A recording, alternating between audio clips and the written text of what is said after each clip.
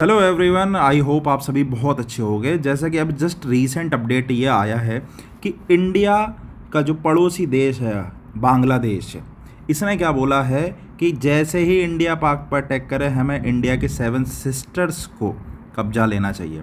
और सबसे पहले हमें शुरुआत करनी चाहिए जो इंडिया के 5 स्टेट्स हैं जो बांग्लादेश के साथ बॉर्डर शेयर करते हैं, उन्हें कब्जाओ। फिर देन 7 सिस्टर्स को पूरे कब्जा लो, पूरा मतलब नॉर्थ ईस्ट जो हमारा है उसे पूरा कब्जा लो। ये क्या कह रहा है कि चाइना के साथ मिलकर कब्जाना है, चाइना से बात करो और चाइना के साथ जॉइंट मिलिट्री एग्रीमेंट करके पूरा नॉर्थ ईस्ट स्टेट कब्जा लो। अब ये इसने ऐसा क्यों बोला, इसके पीछे कुछ रीज़न्स हो सकते हैं। मैं आपको ये सारे रीज़न अभी बताने वाला हूँ, कुछ ज़्यादा नहीं है बट एक बहुत ही थ्योरेटिकल, बहुत ही प्रैक्टिकल बातें हैं, वो मैं अभी आपको बताऊंगा कि इस बंदे ने, ये जो बंदा यहाँ बैठा है, इस बंदे ने ऐसा क्यों बोला होगा। वो चीज़ें मैं आपको समझाता हूँ। अब वैसे तो ये बंदा जो है, ये बंदा अभी गया था चाइना मार्च में। अब ये इसीलिए कुछ वहाँ पे जाकर के भी इसने ये बातें बोली हैं कि भाई वहाँ पे गार्जियन है, वहाँ पे ये गार्जियन ऑफ द ओशियन है भाई, बांग्लादेश है इधर इधर के एरिया के लिए, तो ये गार्जियन ऑफ द ओशन है।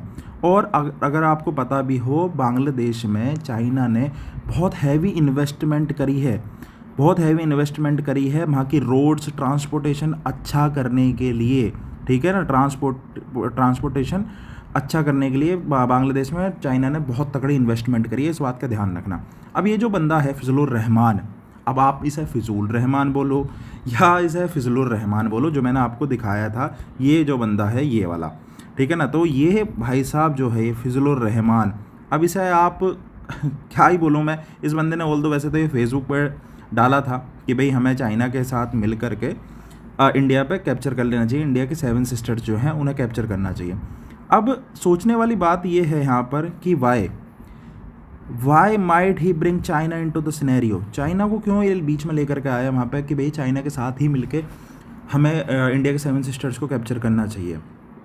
उसका एक मेन रीज़न ये हो सकता है कि ये जब मार्च 2025 में जब इसकी चाइना विजिट हुई थी, तब इसने बोला था गार्जियन ऑफ द ओशियन, ठीक है ना, for the India's landlock north east state. ये वहाँ पे गार्ड कर रहा है जो भी इंडिया के लैंडलॉक स्टेट्स हैं, वहाँ पे ही गार्ड कर रहा है उन्हें। तो मतलब ये कहीं ना कहीं हिंट देकर आया था कि भाई अगर तुम्हें नॉर्थ ईस्ट स्टेट कब्जाना है तो वहाँ पर बांग्लादेश एक मेजर रोल प्ले करेगा। अब चाइना तो वैसे भी यही चीज़ें चाहता है, तो इसने यही बातें वहाँ जाकर कुछ बताई थी, बल्कि ये चीज़ पहलगाम के अटैक से पहले गया था ये वहाँ पर। अब आई डोंट नो कि इसका क्या रीज़न हो सकता है, बट ये बंदा मार्च में गया था और पहलगाम अटैक हुआ था अप्रैल में, ठीक है।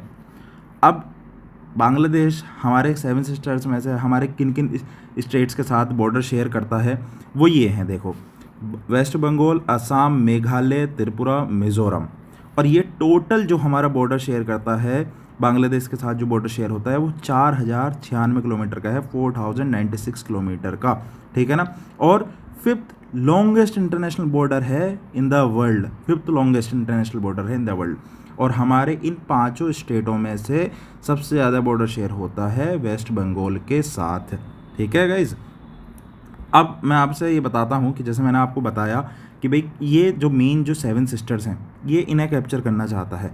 जैसे इन 7 सिस्टर्स में क्या क्या है, अरुणाचल प्रदेश, ठीक है, आसाम, नागालैंड, मणिपुर, मिज़ोरम, त्रिपुरा, मेघालय।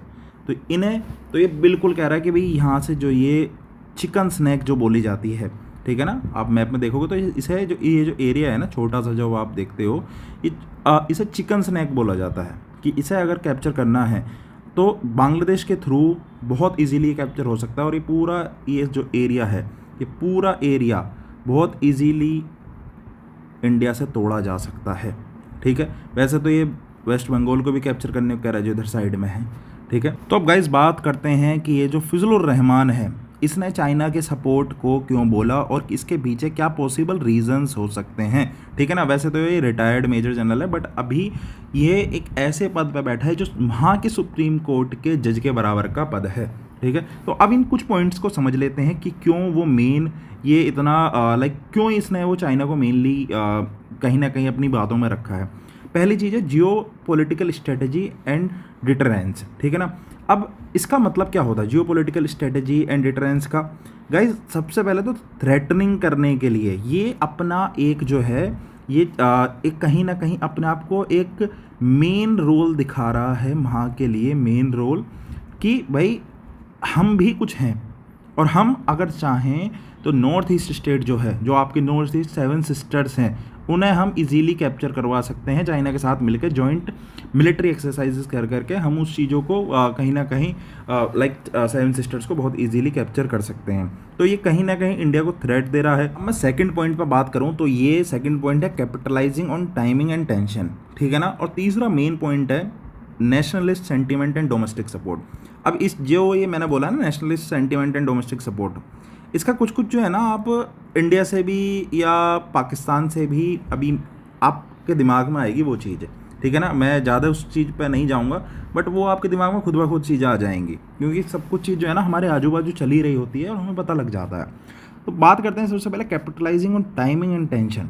अभी देखो क्या है कि पहलगाम में जब अटैक हुआ तो उसके बाद वहाँ कहीं ना कहीं उस एरिया में, उस रीजन में टेंशन तो हो चुकी है। अब ये क्या कह रहा है कि भाई जैसे ही इंडिया पाकिस्तान पर अटैक करेगा, जैसे ही इंडिया पाकिस्तान पर अटैक करेगा वैसे ही हम जो है ना नॉर्थ ईस्ट स्टेट को कब्जाने के लिए निकल चुके होंगे। तो ये दिखा रहा है कि भाई बांग्लादेश एक प्रोएक्टिव प्लेयर है, ठीक है ना। बांग्लादेश अब वो पहले वाला नहीं रहा, बांग्लादेश एक एग्रेसिव स्टांस रखेगा और अपने आप को प्रोएक्टिव प्लेयर दिखाने के लिए ये बेसिकली पूरी दुनिया में ये चीज़ दिखाना चाह रहा है कि बांग्लादेश अब पहले वाली चीज़ नहीं रहा, ठीक है ना। अब अगला पॉइंट है, ये तो दूसरा पॉइंट मैंने आपको बता दिया। पहला पॉइंट मैंने आपको बताया था कि भाई कहीं ना कहीं ये जो है ना मौके का फ़ायदा उठा रहा है। दूसरा पॉइंट ये दिखा रहा है प्रोएक्टिव प्लेयर अपने आप को पूरी दुनिया में दिखाने के लिए, ठीक है ना। अब अगला पॉइंट ये है कि ये नेशनलिस्ट सेंटिमेंट क्या होता है। अभी आपको पता ही होगा कि भाई वहाँ पर जो है ना, वहाँ पर अभी सिविल वॉर चल रही है। अभी बांग्लादेश में वहाँ पर सिविल वॉर हुई थी। वहाँ के अभी जो शेख हसीना जी हैं वो इंडिया में शरणागत हैं, ठीक है। तो वहाँ पर जब सिविल वॉर हुई थी उन्हें भी यहाँ भाग के आना पड़ गया। ये क्या दिखाना चाह रहा है कि जैसे ही भाई हम जैसा कभी कभी बोलते हैं ना कि भाई पाकिस्तान पर अटैक कर दो, चाइना पर अटैक कर दो, तो क्या होता है कि इंडिया का सारा यूथ जो होता है, जो सारा यूथ होता है वो कि गवर्नमेंट को सपोर्ट करने लगता है, चाहे गवर्नमेंट कितनी भी बेकार हो, कितनी भी अच्छी गवर्नमेंट हो या कुछ भी चीज़ें हो। मैं ना अच्छा बोल रहा ना मैं बेकार बोल रहा, भाई बढ़िया है जो सब कुछ जो है वो बढ़िया चीज़ है, ठीक है। बाकी तो आप समझदार हो, कमेंट में लिख देना। बेसिकली यूथ का ये अटेंशन चाह रहा है बांग्लादेश की भाई जो भी चीज़ है ना उन्हें तुम भूलो और भाई इस टाइम पूरे नेशनलिस्ट बन जाओ तुम कि भाई हम देखो इंडिया पर अटैक करने वाले हैं, इंडिया के 7 सिस्टर्स को कब्जा लेंगे हम लोग। तो ये चीज़ें वो वहाँ पे चाह रहा है। अब लास्ट पॉइंट क्या है कि testing the foreign policy voters. अब इसका मतलब क्या होता है कि testing the foreign policy voters का, देखो यार बेसिकली अब इंडिया में भी क्या हो रहा है, इंडिया में ड्रिल्स हो रही हैं, ठीक है ना। पाकिस्तान भी क्या कर रहा है, ड्रिल्स कर रहा है इसी तरीके से, वहाँ कुछ बैलिस्टिक मिसाइल्स छोड़ रहा है, ठीक है। अब इंडिया ने भी वहाँ पर जो है ना कुछ अपनी एक्टिविटीज़ करी हैं। आपने भी देखा होगा कि तीनों जो हमारी फोर्सेस हैं उन्होंने भी कुछ ना कुछ एक्टिविटी परफॉर्म करी है। तो ये जो एक्सरसाइजेज होती हैं ये किस लिए करी जाती हैं, ताकि फॉरेन पॉलिसी वोटर्स को टेस्ट करा जा सके। अब इसका मतलब ही यही होता है कि भाई जो रिएक्शन जो आएगा हमारी चीज़ों को करने से वो हमें एडवांस में पता होता है कि भाई किस तरीके का रिएक्शन आ सकता है। बेसिकली ये रिएक्शन देखने के लिए होती हैं चीज़ें कि ताकि हमें पता लग जाए एडवांस में कि क्या चीज़ आ सकती है, ठीक है ना। अब बांग्लादेश क्यों कर रहा है इस तरीके से? अब बांग्लादेश इसी तरीके से ये देखना चाह रहा है कि भाई अब या तो हम इस बातों को बोल करके इंडिया डर जाएगा, ठीक है ना, वो डराना चाह रहा है। अब इंडिया डरता है नहीं डरता है वो चीज़ ये यहाँ से देखना चाह रहा है इन चीज़ों को कर करके।